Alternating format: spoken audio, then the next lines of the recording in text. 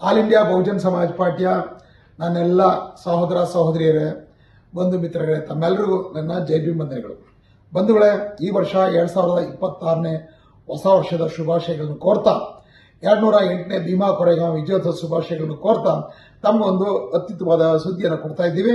ಏನಂದ್ರೆ 2026ನೇ ಈ ವರ್ಷಕ್ಕೆ ನಾವೊಂದು ವಿಶೇಷವಾದ ಕ್ಯಾಲೆಂಡರ್ನ ತಮ್ಮ ಮುಂದೆ ಅರ್ಪಿಸ್ತಾ ಇದ್ದೀವಿ. ಪ್ರತಿ ವರ್ಷ ಕ್ಯಾಲೆಂಡರ್ ತರ್ತಾ ಇದ್ದೀವಿ. ಆದರೆ ಈ ಕ್ಯಾಲೆಂಡರ್ ಏನಿದೆಯಲ್ಲ, ಇದು ಇಲ್ಲಿ ತನಕ ಇಷ್ಟು ಬ್ಯೂಟಿಫುಲ್ ಆಗಿ ಕಲರ್ಫುಲ್ ಆಗಿ ಯಾವತ್ತೂ ಬಂದಿಲ್ಲ. ಈ ಡಿಸೈನ್ಸ್ ಅಷ್ಟೇ, ಇಂಡಿಯಾದಲ್ಲಿ ಬೇರೆ ಎಲ್ಲೂ ನೀವು ನೋಡಕ್ ಸಾಧ್ಯನೇ ಇಲ್ಲ. ಯಾರು ಇಷ್ಟು ಸುಂದರವಾದ ಕ್ಯಾಲೆಂಡರ್ ತಂದಿಲ್ಲ ಅಂತ ಎಲ್ಲರೂ ಮಾತಾಡ್ತಾ ಇದ್ದಾರೆ. ಮೊದಲಿಗೆ ಇಲ್ಲಿ ನಮ್ಮೆಲ್ಲ ನಾಯಕರ ಪರವಾಗಿ ಶುಭಾಶಯವನ್ನು ಕೋರ್ತಾ ಇದ್ದೀವಿ.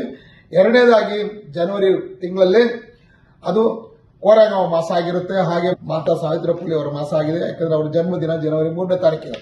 ಹಾಗೇನೆ ಆ ದಿನ ಬಾಬಾ ಸಾಹೇಬರು ನೀಡಿದಂತ ಒಂದು ಅದ್ಭುತ ಸಂದೇಶ, ಕೊರೆಗಾಂವ್ ಯುದ್ಧ ಅವರು ಸ್ಟಾರ್ಟ್ ಮಾಡಕ್ ಮೊದಲು, ಅಂದ್ರೆ ಹೋರಾಟ ಸ್ಟಾರ್ಟ್ ಮಾಡಕ್ ಮೊದಲು ಆ ದಿನ ಅವ್ರು ಕೊಟ್ಟಂತ ಒಂದು ಸಂದೇಶ ಇದೆ.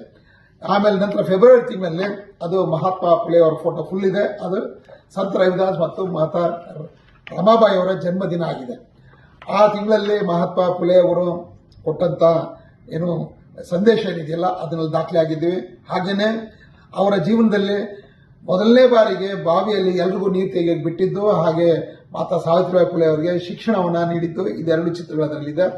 ಇನ್ನು ಮೂರನೇದೇನಿದೆ ಅಂದ್ರೆ ಮಾರ್ಚ್ ತಿಂಗಳು, ಅದು ಮಾನ್ಯವರು ಕಾಂಶಿರಾಮ್ ಸಾಹೇಬರ ಮಾಸ, ಬಹುಜನ ನಾಯಕ ಮಾಸ ಅಂತ ಕರಿತಾ ಇದ್ದೀವಿ. ಈಗ ಪ್ರತಿಯೊಂದು ತಿಂಗಳು ಒಂದು ಹೆಸರಿರ್ತದೆ.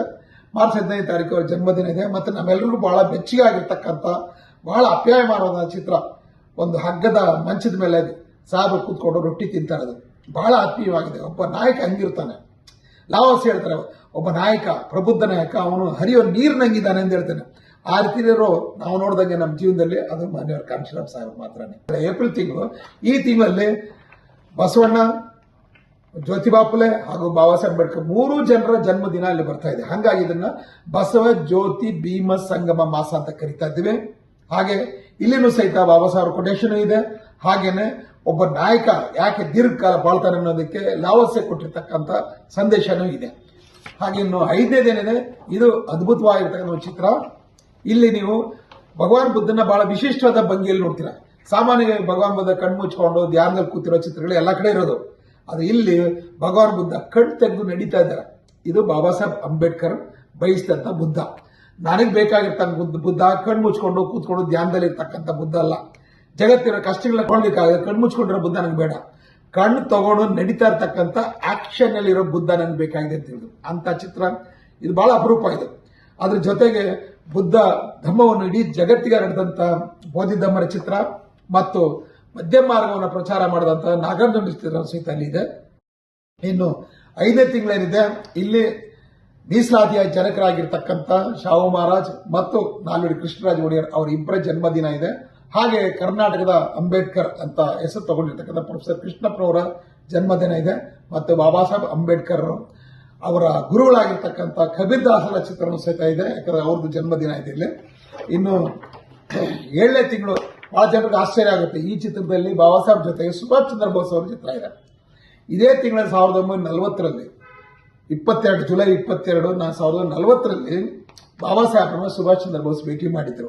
ಆ ಸಂದರ್ಭದಲ್ಲಿ ಬಾಬಾ ಸಾಹೇಬರು ಸುಭಾಷ್ ಚಂದ್ರ ಬೋಸ್ ಬಗ್ಗೆ ಏನು ಹೇಳಿದ್ದಾರೆ ಅನ್ನೋದು ಇಲ್ಲಿ ದಾಖಲಾಗಿದೆ. ಹಾಗೇನೆ ಇಲ್ಲಿ ತನಕ ನೀವು ಕೇಳಿಲ್ಲ, ನೋಡಿಲ್ಲ ಅಂತ ಒಂದು ಕೊಟೇಶನ್ ನಮ್ಮ ಲಾರ್ಡ್ ಮೆಕಾಲೆ ಅವ್ರದ್ದು ಅಲ್ಲಿ ದಾಖಲಾಗಿದೆ.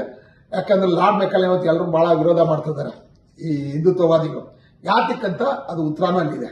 ಇನ್ನು 8ನೇದೇನಿದೆ ಅಂದ್ರೆ ಆಗಸ್ಟ್ ತಿಂಗಳಲ್ಲಿ ಇಬ್ಬರು ಮಹಾಪುರುಷರು, ಕೇರಳದ ಮಹಾಪುರುಷರು, ಒಂದು ಶ್ರೀನಾರಾಯಣ ಗುರು, ಮತ್ತೊಂದು ಮಹಾತ್ಮ ಅಯ್ಯಂಕಾಳಿ. ಮಹಾತ್ಮ ಅಯ್ಯಂಕಾಳಿ ಇವತ್ತು ಕೇರಳ ವಿದ್ಯೆಯಲ್ಲಿ ಮುಂದೆ ಇದೆ ಅಂತ ಹೇಳಿ ಅದಕ್ಕೆ ಕಾರಣ ಮಹಾತ್ಮ ಅಯ್ಯಂಕಾಳಿ. ಅವ್ರು ಏನ್ ಹೇಳಿದ್ರು ಆ ಸಂದರ್ಭದಲ್ಲಿ, ಅವ್ರ ಹೋರಾಟದಲ್ಲಿ, ಮತ್ತೆ ಪಬ್ಲಿಕ್ ರಸ್ತೆಯಲ್ಲಿ ನಡೀಲಿಕ್ಕೆ ಬಿಡದೆ 100 ಜನ ಅಡ್ಡ ಬಂದಾಗ ಒಂದು ಗಾಡಿ ಹತ್ಕೊಂಡು ದೊಣ್ಣೆ ಹಿಡ್ಕೊಂಡು ಯಾವಂತ ಹೇಳ್ತಾರೆ ಬರ್ರ ಅಂತ ಹೇಳಿ ನುಗ್ಗಂತ ಒಬ್ಬ ಮಹಾಪುರುಷ, ಅವರ ಚಿತ್ರ ಇದೆ.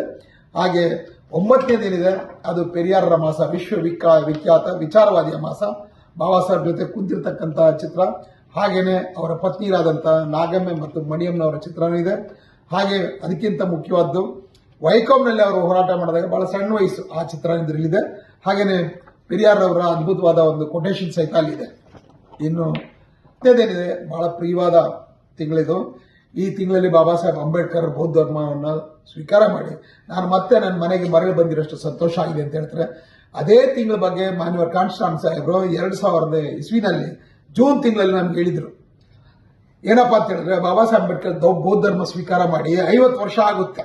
ಯಾವಾಗ 2006ಕ್ಕೆ. ಅಷ್ಟರೊಳಗೆ ನಾವು ಕೇಂದ್ರದಲ್ಲೂ ಅನೇಕ ರಾಜ್ಯಗಳಲ್ಲಿ ಸರ್ಕಾರ ಮಾಡಬೇಕು.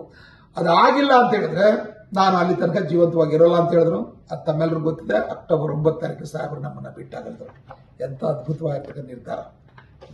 ಇನ್ನು 11ನೇ ಅದು ನವೆಂಬರ್ ತಿಂಗಳಲ್ಲಿ ಅದು ಸಂವಿಧಾನ ಅರ್ಪಣೆ ಮಾಡಿದಂಥ ದಿನ.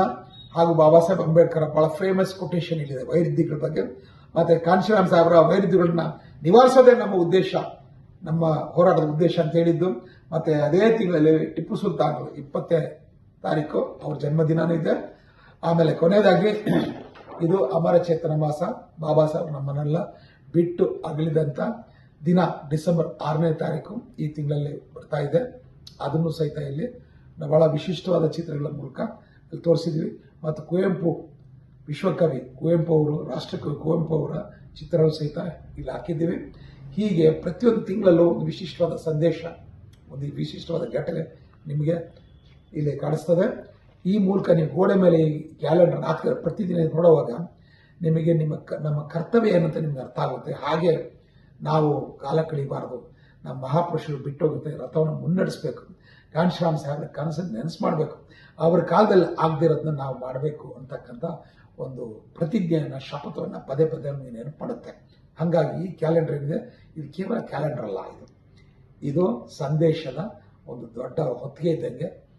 ದೊಡ್ಡ ದೊಡ್ಡ ಪುಸ್ತಕ ಓದೋಕ್ಕಾಗಲ್ಲ, ಆದರೆ ಕ್ಯಾಲೆಂಡರಲ್ಲೇ ನಾವು ನೋಡ್ತಾ ಅದು ಚಿಕ್ಕದಾಗಿರೋ ಸರಿ ಮಹತ್ವವಾಗಿರ್ತಕ್ಕಂಥ ವಿಚಾರಗಳನ್ನ ನಾವು ತಿಳ್ಕೋಬಹುದು ಅಂತ ಹೇಳ್ತಾ ತಮ್ಮೆಲ್ಲರಿಗೂ ನಾನು ಈ ಕ್ಯಾಲೆಂಡರ್ನ ಪ್ರತಿಯೊಬ್ಬರನ್ನು ಕೊಂಡ್ಕೊಳ್ಳಿ.